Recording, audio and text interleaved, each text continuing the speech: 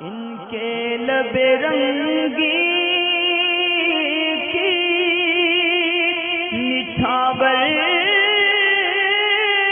تھی کہ جس نے وعلیکم السلام ورحمۃ اللہ وبرکاتہ۔ ایک شعر انہوں نے بھیجا ہے اور پوچھنا یہ چاہتے ہیں کہ اللہ تبارک و تعالیٰ کی قسم کے سوا کسی اور کی قسم کھائی جا سکتی ہے؟ یعنی یہ کہنا کہ اے شاہ مدینہ تمہیں زہرا کی قسم ہے، اس طرح سے کہنا یہ حضرت فاطمہ کی قسم کھانا کہاں تک درست ہے؟ قسم کے تعلق سے علماء اہل سنت نے یہی فرمایا ہے جو قرآن و حدیث کی روشنی میں ہے کہ اللہ تبارک و تعالیٰ کی ذات اور صفاتی نام کہ جس سے قسم کھائی جاتی ہو اسی سے قسم ہوگی۔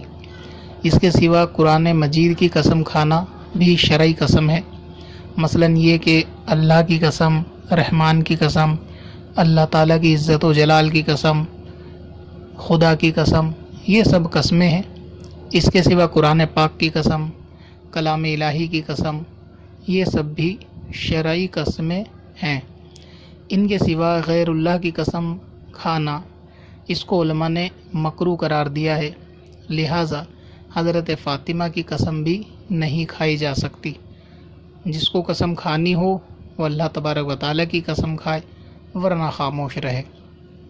اب یہ کہنا کہ حضور علیہ السلام کو حضرت فاطمہ کی قسم، یہ بھی درست نہیں ہے۔ اس قسم کے اشعار سے بھی بچنا چاہیے جس میں غیر اللہ کی قسم ہو۔ حضور علیہ السلام کے لیے جو سب سے افضل ہستی اللہ تبارک و تعالیٰ کی ذات ہے، یعنی خالق اور مخلوق کے درمیان حضرت فاطمہ کا مقام ہے، بلند و بالا ہے، ان کا رتبہ بلند و بالا ہے، لیکن حضور علیہ السلام کو یا کسی کو بھی اگر قسم کھانی ہو یا قسم دینی ہو تو اللہ تبارک و تعالیٰ ہی کی قسم دی جائے۔ اللہ تعالیٰ کے سوا کسی اور کی قسم نہیں دینی چاہیے اور نہ اس قسم کی قسم اٹھانی چاہیے۔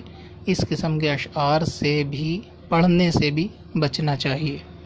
واللہ تعالی عالم بالصواب۔ پتھر میں حسن لالے